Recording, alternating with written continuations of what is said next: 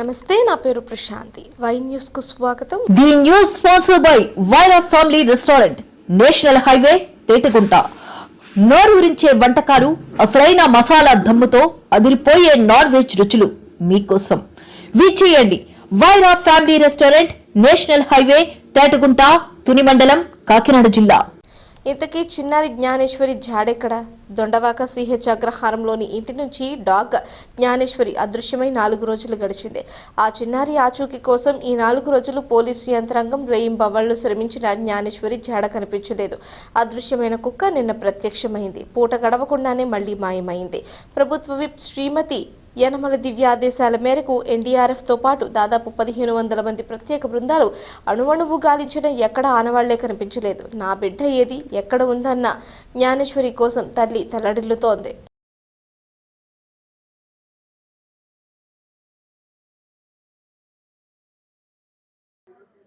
మరి శనివారం నాడు దొండవాక శివారు సిహెచ్గ్రారం రాజానగర గ్రామంలో గ్రామం ఆనుకుని ఉన్న ఒక పామాయిల్ తోటలో ఒక ఒక ఒక కుటుంబం అక్కడ జీవనోపాతం చేస్తుంది. ఆ పాప ఆయనకి 2 పాపలు, అందులో పెద్ద పాప 3 సంవత్సరాలు వస్తుంది. ఆ పాప శనివారం మధ్యాహ్నం ఈయన పొలం పనులు ఏదో చూసుకుంటుండగా అలాగా ఆ ఇంటి నుంచి అలా లోనకి అలాగా ఇంటి వెనుకని భాగంలోంచి నడుచుకుంటూ ఒక కుక్క పిల్ల, ఆ కుక్క ఇద్దరు కూడా కలిసిమెలిసి ఇంటికాడ ఉంటే ఆ కుక్క పిల్ల వెనకాలే ఆ పాప ఇలా కొండకి ఇలాగ తోటలోకి లోనకి వెళ్ళడం జరిగింది.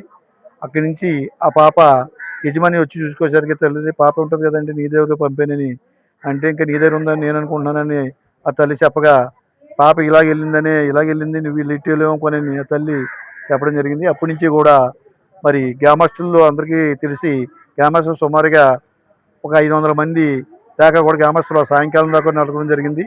ఈ తర్వాత పోలీస్ డిపార్ట్మెంట్లో కంప్లైంట్ చేయడంతో దాంతో పోలీసు వారు కూడా వెంటనే స్పందించి ఆ రాత్రి వెంటనే వచ్చి వాళ్ళు కూడా గాలించడం జరిగింది. సిఐ గారు కానీ అలాగే ఎస్ఐ గారు కానీ అలాగే తుని నియోజకవర్గంలో ఉన్న 3 మండలాల్లో ఉన్న ఎస్ఐ గారు సిఐలు కూడా మరి తుని సిఐ గారితో సహా మన రవర్ సిఐ గారితో సహా అందరూ కూడా గాలింపు చర్యలు చేపట్టారు. అయినా దాదాపుగా ఈ ప్రాంతంలో ఎటువంటి అడవి జంతువులు లేవు. గత రోజుల్లో ఎప్పుడు కూడా ఇలాంటివి జరగలేదు.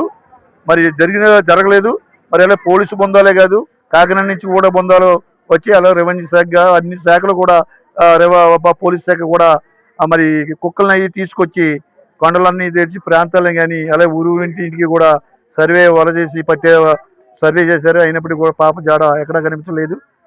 కుక్కకు మాత్రం 2 రోజులు పోయిన తర్వాత 3వ రోజు రావడం జరిగింది. ఈ జనాన్ని చూసి ఆ కుక్క పిల్ల కూడా పారిపోయడం జరిగింది. దాని గురించి కూడా గాలిస్తున్నారు.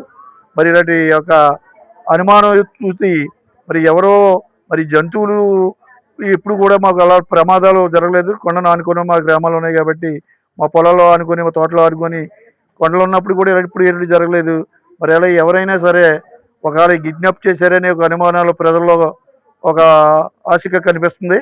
దాని గురించి పోలీసు వారు కూడా అన్ని విధాలుగా కూడా సహకరించి రయ్యన్ని పొగలు కూడా రాత్రులు కూడా ఎంతో బాధాకరంతో కూడా తల్లిదండ్రుల యొక్క శోక వినలేక మరి ఎంతో కూడా మేము కూడా గ్రామస్తులుగా కూడా స్థానికంగా మేము ఉన్నాం కాబట్టి మేము కూడా ఎంతో సహకరించి మరి ఆ పాప యొక్క జాడ తల్లిదండ్రుల యొక్క శోకాపన వినలేక మరి ఆ పాప వాళ్ళకి కొంచెం న్యాయం జరిగేలాగా మరి మేమందరూ కూడా సహాయ సహకారాలు చేస్తున్నాం. అటు గవర్నమెంట్ తరపున కానీ ఇటు ప్రజల తరపున కానీ అందరూ కూడా కష్టపడి మరి గాలింపు చర్యలు చేసిన పాప జాడ ఎక్కడా కనిపించలేదు. దాని గురించి ఇంకా గాలిస్తూనే ఉన్నారు ప్రభుత్వ వారు కానీ పత్రికలు కానీ. మరి అలాగే డ్రోన్ కూడా ఎగరేసి అంతే ప్రాంతాల్లో కూడా డ్రోన్ పైనుంచి పెద్ద డ్రోన్ దాదాపుగా 1000 కిలోమీటర్లు అదే 1000 అడుగులు వెత్తి 2000 అడుగులు వెత్తి కూడా డ్రోన్లు ఎగరేయడం జరిగింది. ఎక్కడ కూడా జాడ కనిపించలేదు. ఇంకా చేస్తున్నారు, ఇంకా జాడ కనిపించలేదు. మరి ఈ యొక్క దుసి ఎటు వెళ్తున్నది అనేది మాకు ఎప్పుడు అర్థం కాలేదు. మరి దాని గురించి మేము ఎంతో బాధాకరంగా ఉంది. మరి సెలవు తీసుకుంటున్నాం.